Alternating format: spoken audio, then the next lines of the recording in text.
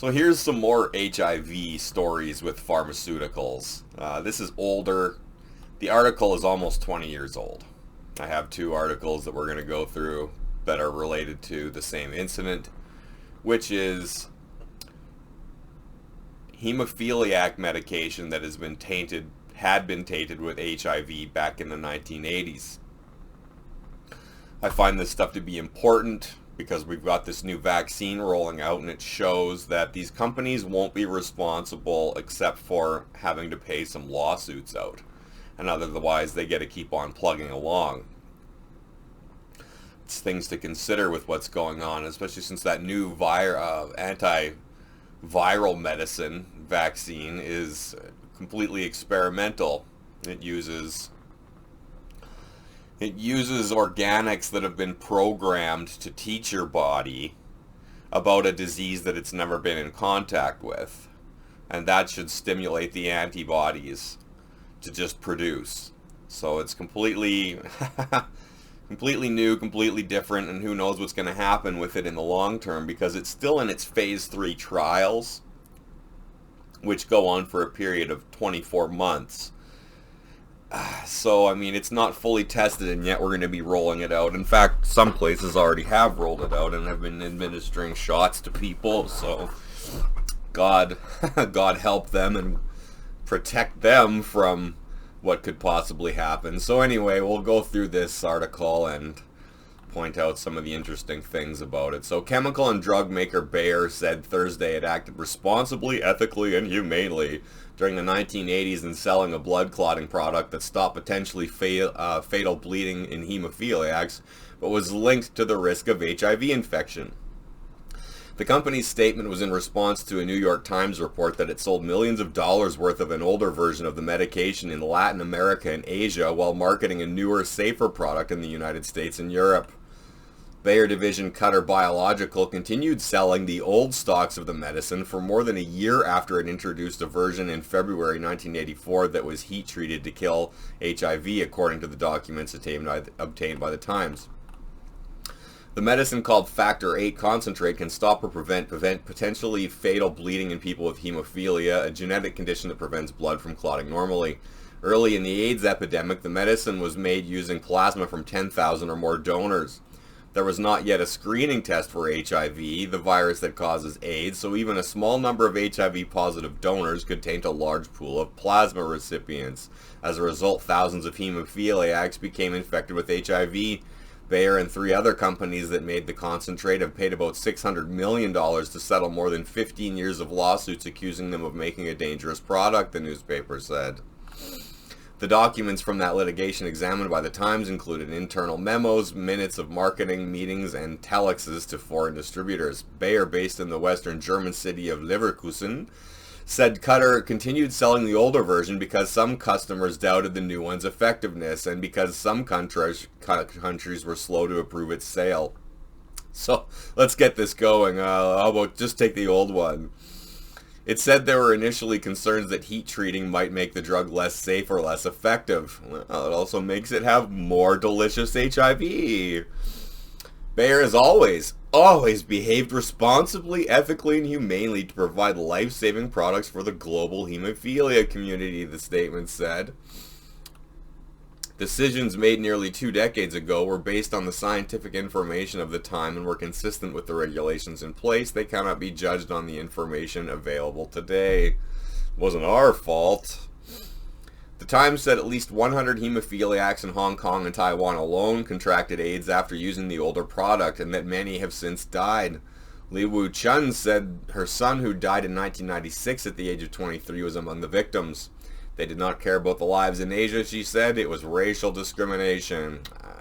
I don't think it was racial discrimination. They just probably knew they could get away with dumping their old crappy HIV-infested shit on you, and it wouldn't really be an issue for them.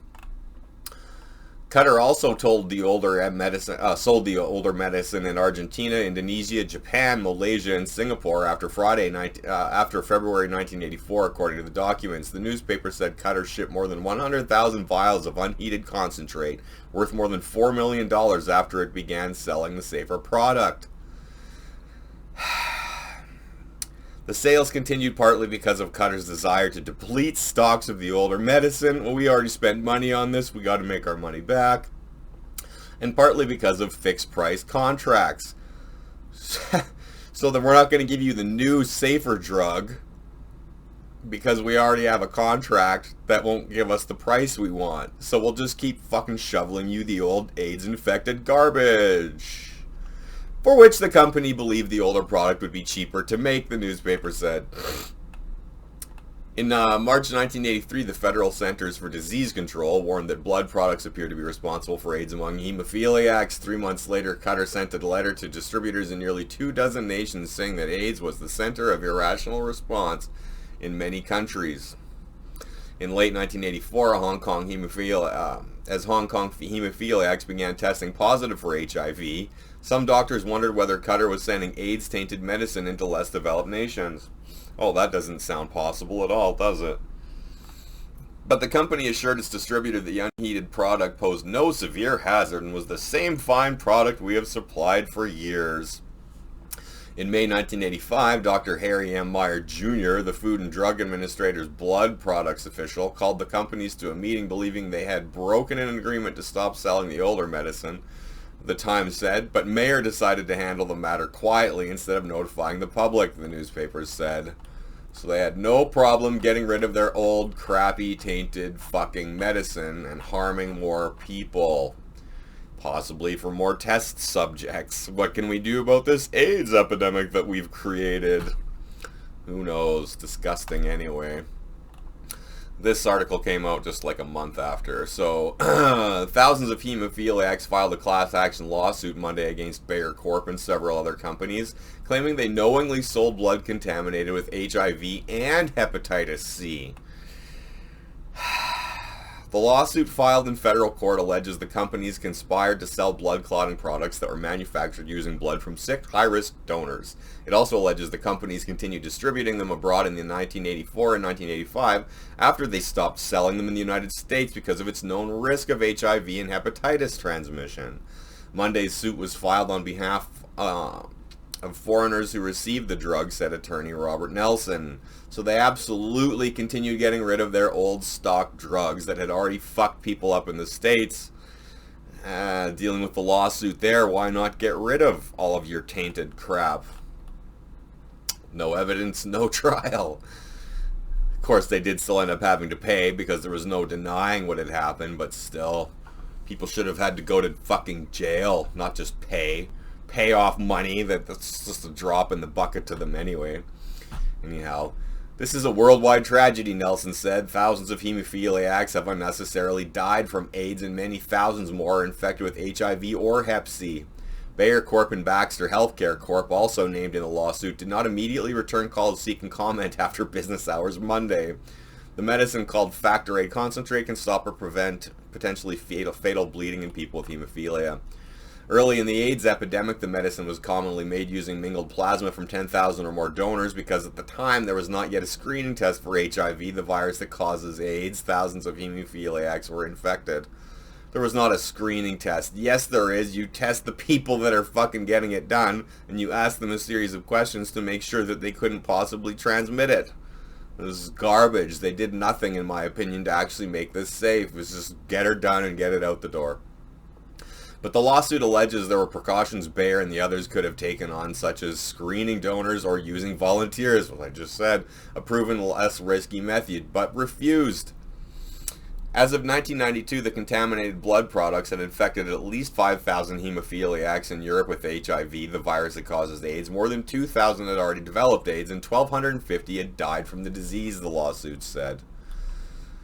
By the mid-1990s in Japan, hemophiliacs accounted for the majority of the country's 4,000 reported cases of HIV infection, and virtually all infections of Japan's hemophiliacs have been linked to contaminated blood products imported from the United States, according to the lawsuit.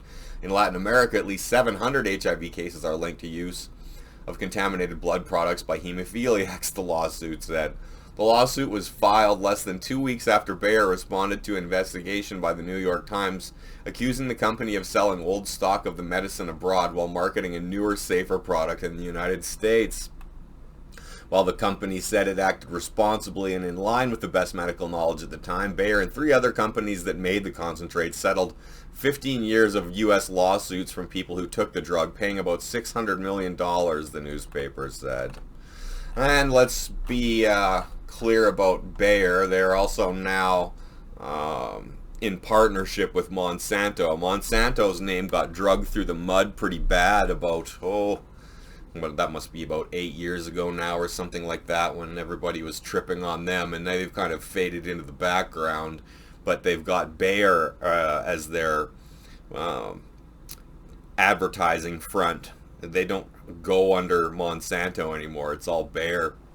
Where I live, we actually have cornfields that are all, I guess they must be government regulated, and the people that own those fields grow specific crops that are made by Monsanto.